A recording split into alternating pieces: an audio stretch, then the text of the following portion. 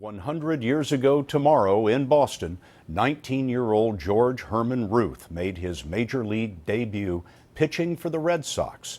Generations of kids would come to idolize the Babe, but none more than a girl named Julia.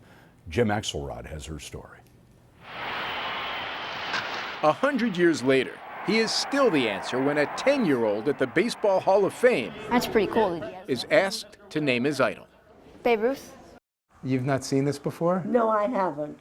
But it's a 97-year-old who feels his presence more than anyone alive. That's Daddy and me. Julia Ruth Stevens, the Babe's adopted daughter. It's wonderful. You still call him Daddy. Oh, yes, I always did. When I think about Daddy, I think about him as just being my father, but he really belonged to the world. She still loves talking baseball, and though she might have lost a little something off her fastball, I don't get it very far anymore.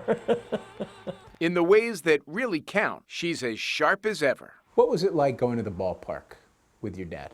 I loved going to the ballpark and watching Daddy play. Everybody almost held their breath when he came up to bat. To the rest of the world, Babe Ruth was a Hall of Fame carouser who would down 3 hot dogs and 2 beers before a game. But Stevens says all that stopped once he married her mother. I went off to camp and he made me a bedspread. Your father, Yes. Babe Ruth, Yes. sewed you a bedspread. To go on my bed at the camp. I think it would have undercut his image a little bit if people knew that your father sewed you a bedspread to go off to camp with. I don't.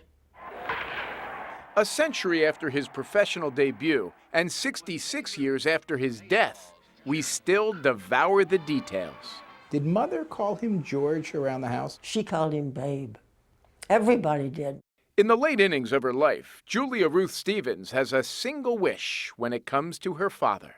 I hope that his fame lives as long as baseball is played.